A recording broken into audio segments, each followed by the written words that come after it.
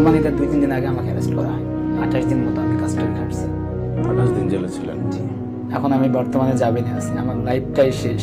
এতটা ভালোবাসার পর কারো জীবনে এরকম হইতে পারে কল্পনা করতে পারিনি। চাইছিলাম কি জান, যে আমার কপালে আছে, এর বিচার আল্লাহ করবে। আমার পাসপোর্টটা দিকে আমি দেশ ছেড়ে চলে যাব। এখন যে আমি একটা চাকরির জন্য দরখাস্ত করব, আমার ডিপ্লোমার আমার এসএসসি সার্টিফিকেটও নিয়ে চলে গেছে।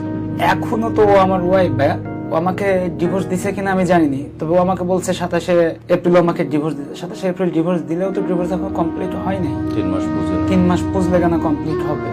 আর আমার ওয়াইফের জন্য কি না করছিল। ওর বাবা এতটাই গরিব ছিল, আমি আমার বন্ধুদের কাছে বলতে পারবো না বলে একটা দোকান দিয়ে দিলাম, যাতে করে বলতে পারি যে আমার শ্বশুর ব্যবসা করে। প্রত্যেক মাসে 15 থেকে 20,000 টাকা সংসারে বাজার করে দিছে শ্বশুরের বাসায়।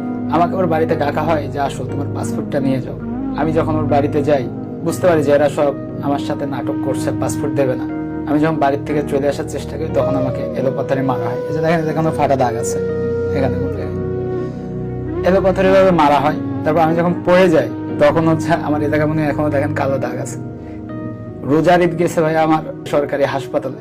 তারপরেও আমি হাসপাতালে বসেও আমি হাসপাতালে বলছি না, আর কিছু হয়নি।